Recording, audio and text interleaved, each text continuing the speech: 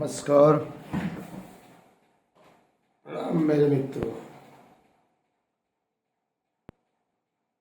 शौर्य रस स्तंभ भारतीय अध्यात्म दर्शन संस्कृति ऐतिहासिक परिभाषा है।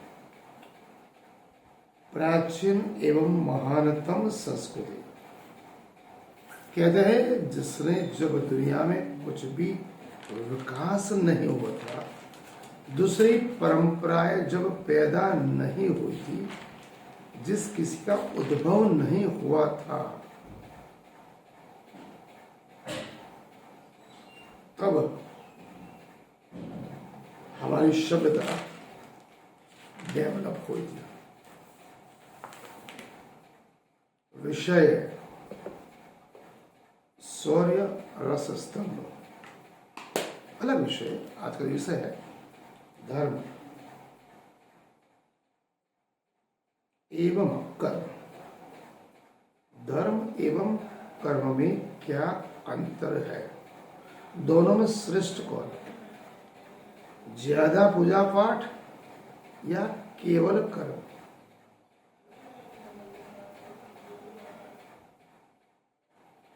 प्रणाम, नमस्कार मेरे बच्चों। आज का विषय थोड़ा कड़वा मीठा, मनन चिंतन करने वाला। आप मनुष्य मंदिर जाता है,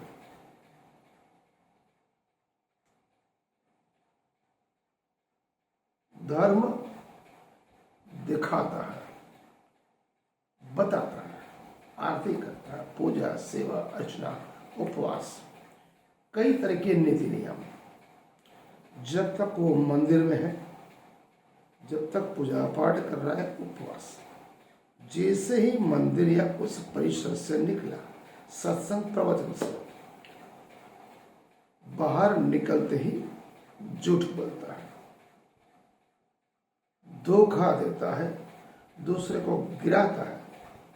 तो सवाल एक लाजमी है, क्या भगवान या ईश्वर या परमात्मा इतना सस्ता है, इतना गया गुजरा है, या उसको कोई पता ही नहीं कि केवल थोड़ा सा प्रसाद, फूल, घी या दूध उस पर चढ़ाने से वो खुश हो जाएगा? सबसे बड़ा प्रश्न। मेरे हिसाब से भगवान को क्या चाहिए? भगवान ईश्वर परमात्मा को इस इंसान का चरित्र चाहिए। हम ज्यादा पूजा पाठ, आडंबर, अंधश्रद्धा, कुरिवाज केवल धर्म के नाम पे करते हैं, जबकि पूजा पाठ का असली सच क्या है? बोलूंगा गलत लगेगा, गालियां भी पड़ेगी, लेकिन मेरा उद्देश्य केवल सत्य बोलना है, सत्य से परे कुछ नहीं। पूजा गलत नहीं, चाहे किसी भी धर्म की, पंथ संप्रदाय, लेकिन पूजा का मतलब समझे बिना पूजा करना सबसे बड़ा भ्रम है। पूजा क्या है? मन को शांति देने का काम करता है, ईश्वर से जुड़ने का काम करती है। मनुष्य में जो ईर्षा, द्वेष, तृष्णा, कट्टरता एवं अहंकार है, उसको मिटाने का काम पूजा करती है। लेकिन आप हम सभी के लिए पूजा एक आदत बन गई, हैबिट बन गई, धर्म हमारी पहचान बना, भक्ति हमारी आदत बनी। जो आदत बन जाए उसमें वो प्रेम नहीं, वो भक्ति नहीं, वो भाव नहीं, जो ईश्वर और मनुष्य के बीच में केवल प्रेम का है, वो कतई आएगा। पूर्ण पुरुषोत्तम श्री कृष्ण ने गीता में क्या कहा? अध्याय नंबर 3, कर्मयोग।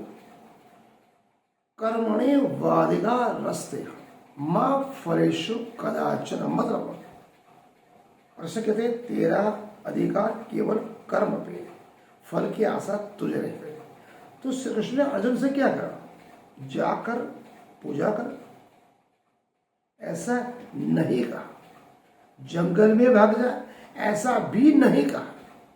उन्होंने क्या कहा? उठो, युद्ध करो, अपना कर्तव्य निभाओ। कृष्ण ने अर्जुन से क्या कहा? उठो, युद्ध करो, अपना कर्तव्य निभाओ। केवल कर्म की परिभाषा, जो गलत है वो गलत है, जो सही है वो सही है। तो कर्म की परिभाषा हम अगर कृष्ण के अनुसार समझते हैं, जो धर्म के अनुसार हो, स्वार्थ से मुक्ति वाला हो, तो केवल सत्य कर्म कर्तव्य पे आधारित हो, तो उसे हम कर्म कहेंगे। आज लोग क्या कहते हैं? सुबह पूजा कर ली, शाम को पूजा कर ली, चाहे वो सच्चे दिल से ज्यादातर तो आदत है, दिखावा है। उसके बाद मन में ये भाव आता है, प्रभु को मिल लिए, पूजा अर्चना कर ली, जल चढ़ा लिया, मेरा कार्य पूरा, अब दिन भर में कुछ भी कर सकता हूँ, ऐसा हम मनुष्य अपने आप को मानते हैं। क्या करता है? रिश्वत लेता है, झूठ बोलता है, दूसरे को डराता है, धर्म के नाम पर, पंथ के नाम पर, संप्रदाय के नाम पर, जात के नाम पर, छुआछूत के नाम पर लोगों को दुख देता है। और फिर क्या बोलता है? मैं तो परम भक्त हूँ राम का, मैं तो परम भक्त हूँ कृष्ण का। राम मर्यादा पुरुषोत्तम थे, उन्हें सत्य और कर्तव्य का पालन किया। कृष्ण ने गीता में कर्म सिखाया। ये जो कुछ भी बोलते हैं, मैं भगवान का भक्त हूँ, ये चोरी, अनाचार, भ्रष्टाचार, बलात्कार, द्वेषा, द्वेष, तृष्णा, कट्टरता, छुआछूत, जात पात ऊंच नहीं, वो केवल आडंबर है और पाखंड है। ऐसे इंसान से बचना। 90% इंसान इस ब्रह्मांड में ऐसे ही है। आधुनिक विज्ञान भी इसके ऊपर कुछ मोहर मार। न्यूरोसाइंस क्या कहता है? बार बार किया गया कोई भी कर्म, किसी भी कर्म को आप डेली पूजा पाठ करते हो, तो ब्रेन में एक प्रकार की इलेक्ट्रोमैग्नेटिक वायरिंग बन जाती है। ब्रेन आपकी पर्सनालिटी ऐसे बनाता है। और फिजियोलॉजी भी कहती है, एक्शन मतलब पूजा पाठ, वो एक्शन ग्रेटर देन इंटेंशन। आपका जो भाव है प्रेम का वो नहीं आता, केवल दिखावा हो जाता है। अगर रोज आप 100 बार भगवान को पूजा करते हो, 100 बार याद करते हो, नाम लो, लेकिन अगर आपका कर्म गलत है, किसी के बारे में गलत सोचा, किसी के बारे में बुरा सोचा, किसी के लिए गलत किया, तो आपका मस्तिष्क वो गलती ही करेगा। पूजा पाठ उस समय के लिए सही थी, गलत कौन सोच रहा है? आपका ब्रेन। तो ब्रेन जो सोचता है वही मन करता है, और मन से हाथ। उदाहरण के तौर पर कृष्ण और राम की बात करते हैं। राम महान ज्ञानी, महान शिव भक्त, महामृत्युंजय मंत्र का रचिता, परम शिव भक्त। ये क्या था? अहंकार था, ज्ञान का। परिणाम क्या हुआ? विनाश। आज भी कोई उसे याद नहीं करता। दूसरी तरफ मर्यादा, सत्य का पालन, कर्तव्य का पालन, परिणाम दुनिया आज भी पूजती है और मर्यादा पुरुषोत्तम के नाम से चलती है। तो भगवान को आपकी आरती नहीं चाहिए, पूजा, सेवा, व्रत, नियम, तप, उपवास नहीं चाहिए, उसकी आपकी घंटी की आवाज नहीं चाहिए।